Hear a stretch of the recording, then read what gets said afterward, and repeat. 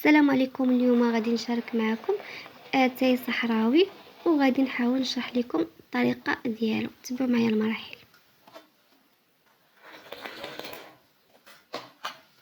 نبداو باول حاجه، هاد الطبيله هذه ضروري تكون في الارض. انت اللي غتعمر اتاي تكون جالس في الارض مرتاح، باش هذا اتاي تعطيه الخاطر ويطلع لك زوين، ماشي بحال ديال الكوزينه كيجي مزروب وكيجي هكا خفيف.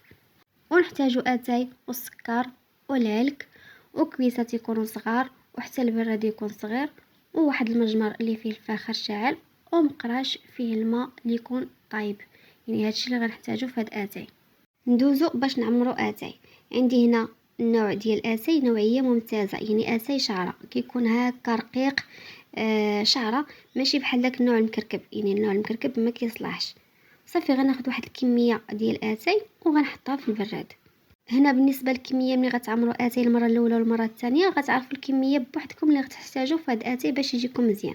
صافي هنا كبيت شويه ديال الماء وغادي نشلل هاد اتاي بهاد الطريقه هذه بلا ما نحرك البراد. كنكب الماء وكنعاود نكبوه في الكاس، وغادي نكب الماء المره الثانيه غير نص هكا في البراد، وغادي نرجعو فوق الجمر، فوق الفاخر حتى كيبدا كيغلى لينا.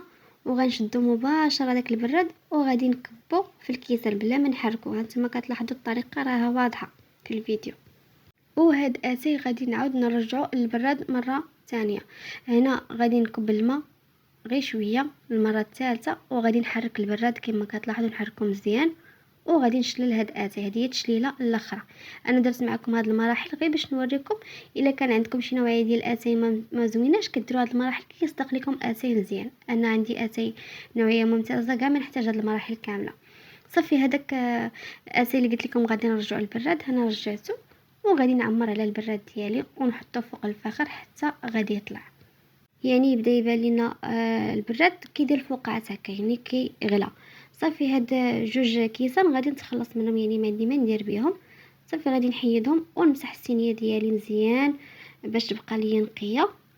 وباقي البراد كيطيب غادي نضيف العلك. هذا هو الشكل ديالو. غادي نضيف واحد شويه ديال العلك ونخلي البراد يكمل الطليع ديالو، هنا يطلع مزيان. صافي هنا غادي نقص واحد الكاس كما كتلاحظوا، وغادي نرجع البراد يكمل يطيب مزيان، يطلع مزيان.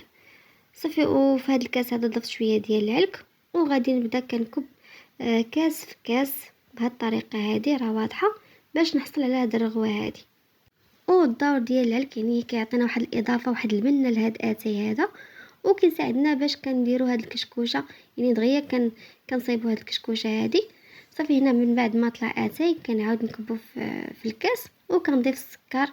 نتوما ديروا فيه الكميه اللي بغيتو، وكنكبوه هكا في الكاس وكنعاود نرجعو في البراد. وهذا هو الشكل النهائي ديال اتاي ديالنا، كيجي رائع في المذاق. كنتمنى نكون شرحت لكم مزيان، ونتلاقاو في فيديو جديد. كنقول لكم جربوا هاد اتاي راه رائع رائع رائع بزاف.